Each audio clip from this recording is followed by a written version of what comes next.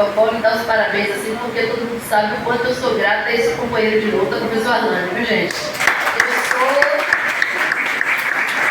Muito obrigada pela parceria, assim, porque tem hora que eu fico preocupada como é que a gente vai tocar essas discussões em relação à educação, e quando eu vejo a Arlande, eu percebo que eu já posso me aposentar. Gente, eu quero agradecer o convite, né, o vereador Ricardo, agradecer a essa casa, na pessoa do presidente, hoje e sempre. Porque sempre que nós recorremos a essa casa com as pautas da educação, nunca fomos maltratados, nunca a porta se fechou, nunca foi cessado o direito de diálogo. A todos os vereadores aqui presentes, a todos que já passaram aqui, a todos que sempre receberam os professores de portas abertas, e aí eu quero saudar a vereadora Neuza aqui presente e lembrar da mãe do presidente desta casa, que foi por conta dela e por ela que a APLB Sindicato existe hoje aqui nesse município. E eu vou explicar a vocês por quê. Em 2015, porque assim, a Arlande já falou muito bem do histórico da Associação de Professores, que está bem representada, e hoje a Arlande é também vice-coordenador da APLB Sindicato Núcleo Maracujipe.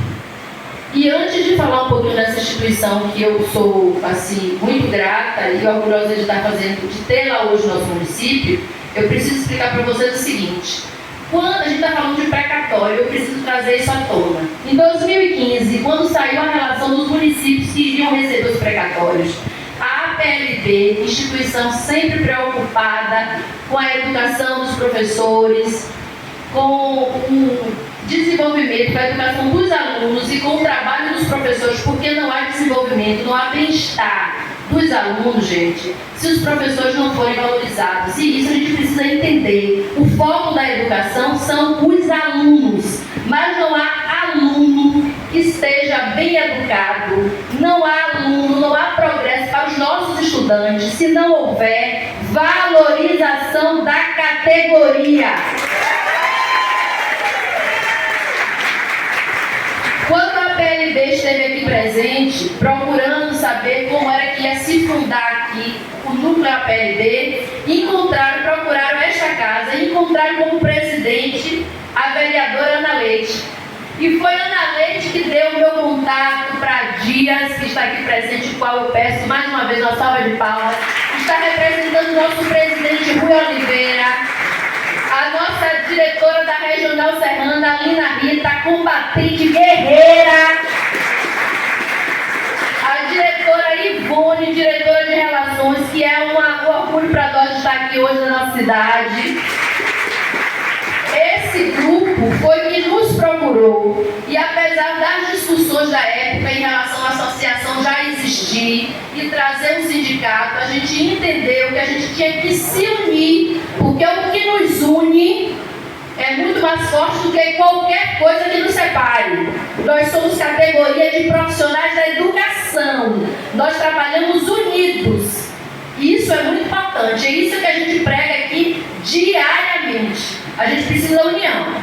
E da união enquanto categoria, enquanto poderes instituídos, enquanto sociedade civil organizada.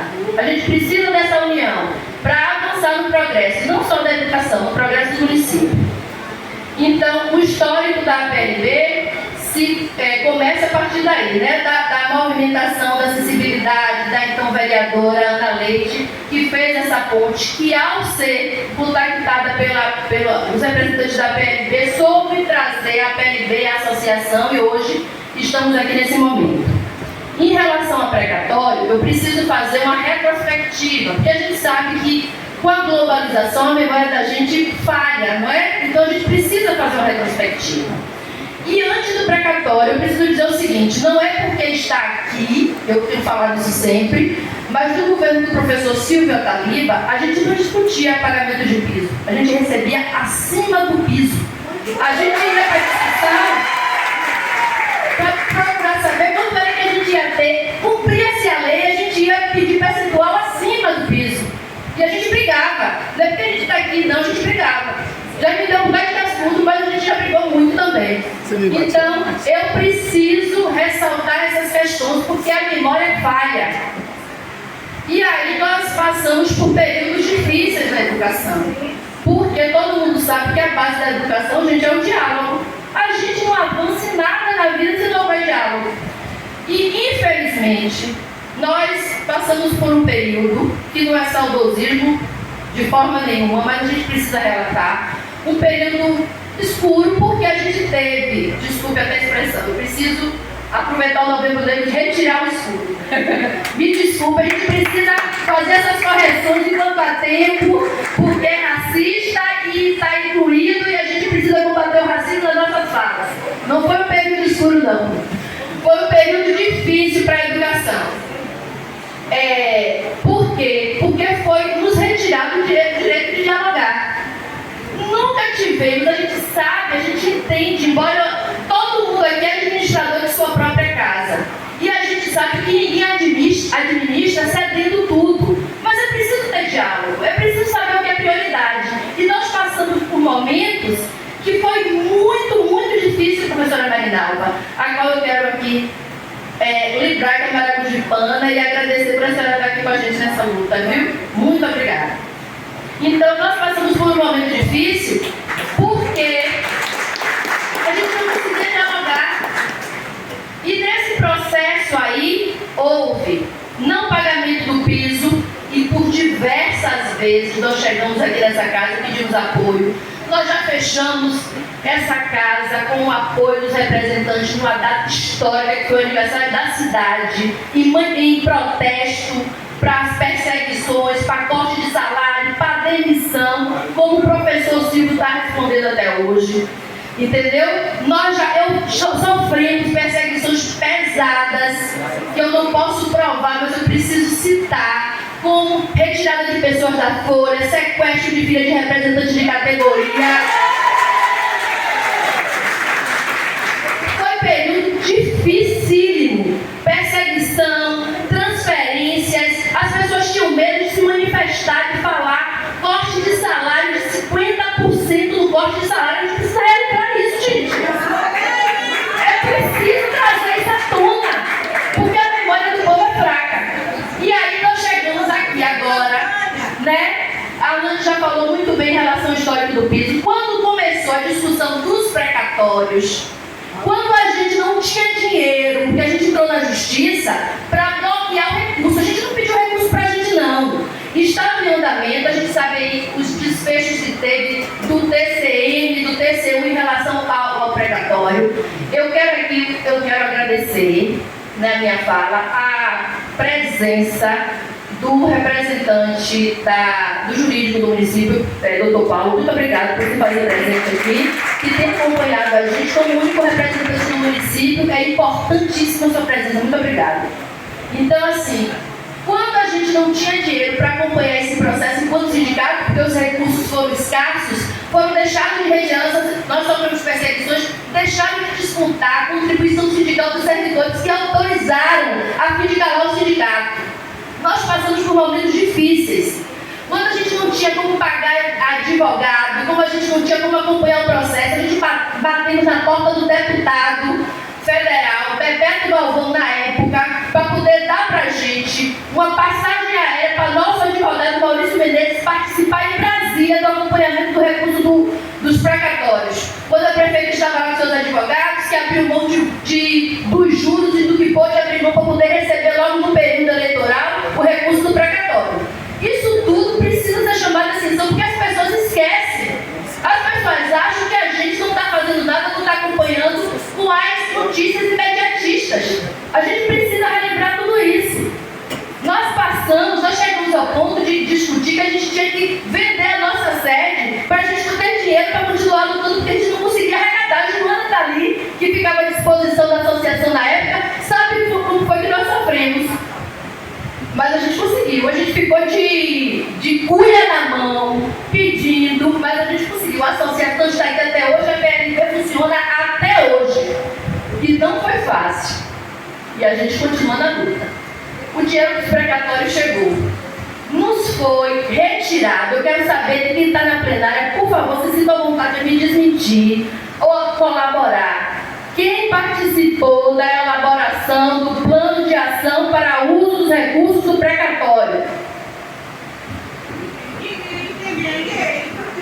Nós pedimos nessa casa, se Gilmar for fazer o levantamento aí, nós temos no mínimo uns 20 ofícios de quando começou para cá, pedindo, solicitando aos vereadores, presidente da casa, que qualquer ajuda a cobrar, a gente quer saber onde vai ser gasto o recurso do precatório, a gente quer contribuir, porque o TCU diz o seguinte: naquele primeiro momento, só pode ser gasto em educação, mas precisa ser construído a 4 mãos. Nós queríamos participar dessa discussão. Tinha que ter pais, professores, tinha que ter alunos, representantes, e não só a gestão. Foi um projeto construído unilateralmente, gente. Sabe o que foi que aconteceu? Em plena pandemia, o recurso chegou, se gastou imediatamente. O que seria um centro administrativo virou centro pedagógico para poder gastar o dinheiro do precatório. Um hospital está lá com o projeto de Secretaria de Educação para gastar o dinheiro do precatório. Lanchas foram compradas em plena pandemia para rodar em água doce. Se perdeu. Se o município hoje quiser fazer uma doação para o município que tenha rio, não pode mais porque perdeu. Compraram 4 lanchas novas para se perder no mar. Não serve mais para nada. Foi comprado um sistema caríssimo de câmera de lousa eletrônica que nunca foi usado.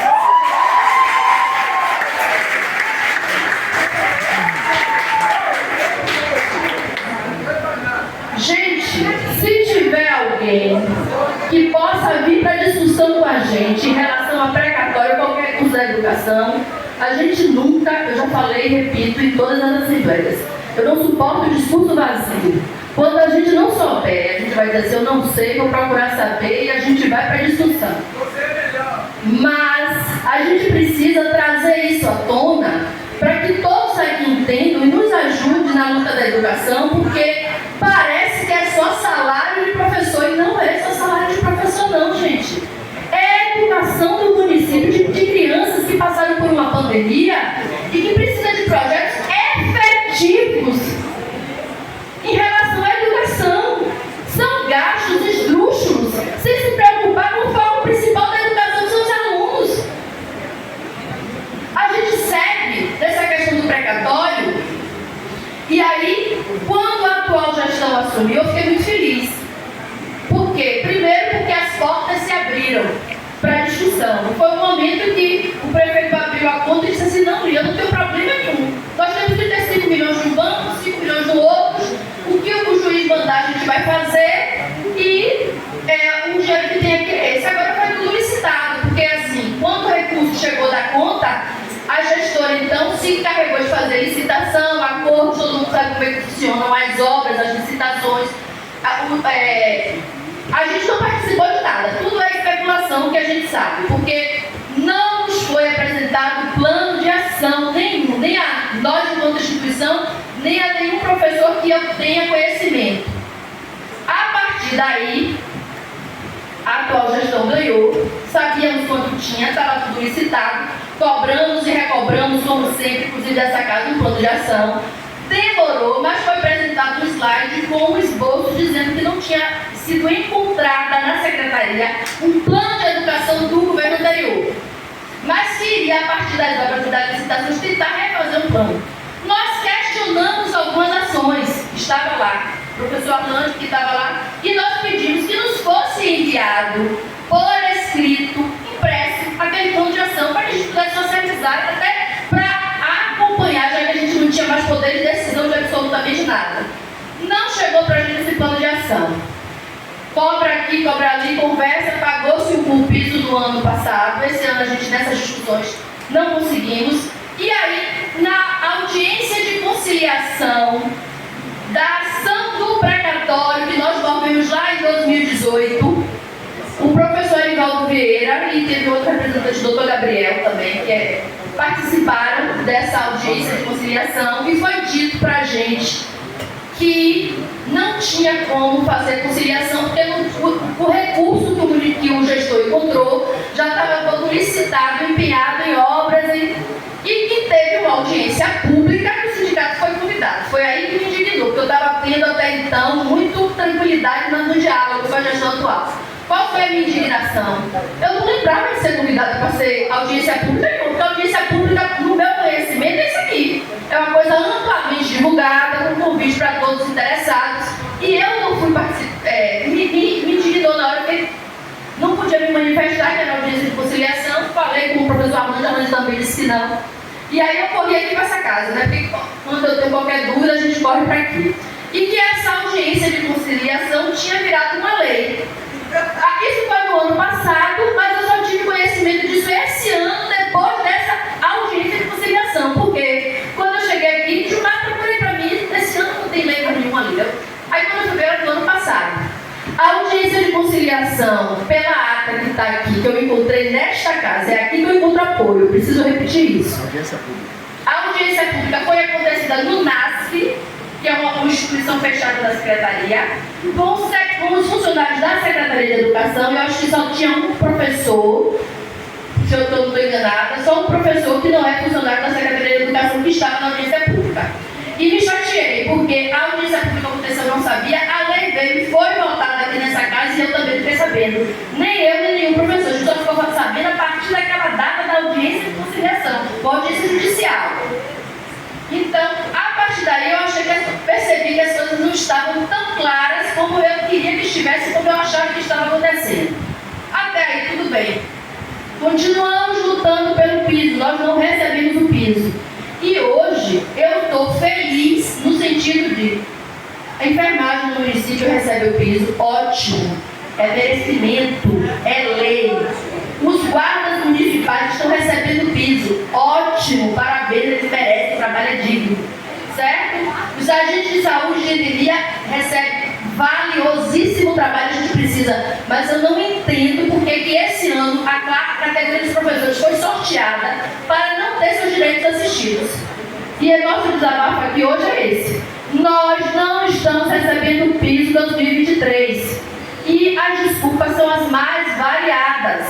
Quando a gente fez a última manifestação que a gente subiu nessa casa aqui com um grupo de professores, que foi tido como movimento político e as portas se fecharam, nós novamente fizemos uma nova ação do piso em 2023.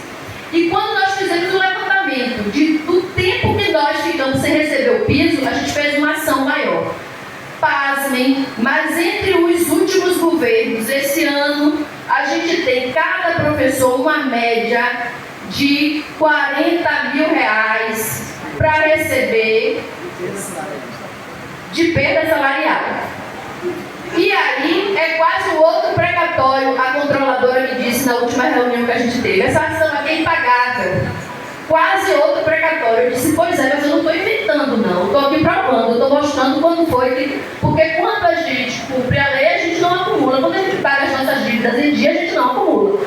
E a dívida não é de A, de B, de C. A dívida está se fazendo aí para o município. Então, eu peço aos vereadores, mais uma vez, que alertem aos gestores por isso. Porque a dívida é para o município. Certo? Em relação aos precatórios, o que eu trago de esperança para vocês é o seguinte. Eu, particularmente, isso é particular, viu? Nossa assessoria jurídica não está aqui não creio no que está licitado, no que precisa ter aditivo, eu não creio nessa distribuição.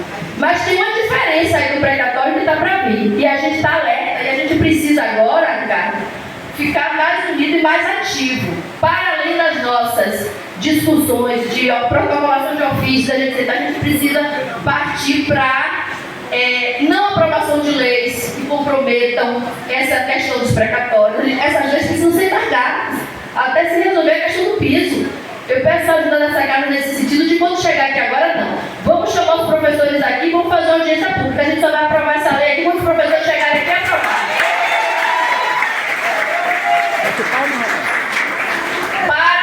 Para além de tudo que já foi dito, é o que eu peço e agradeço mais uma vez a todos os presentes e reforço assim que essa casa sempre foi o nosso ponto de apoio e que continue sendo. Muito obrigada.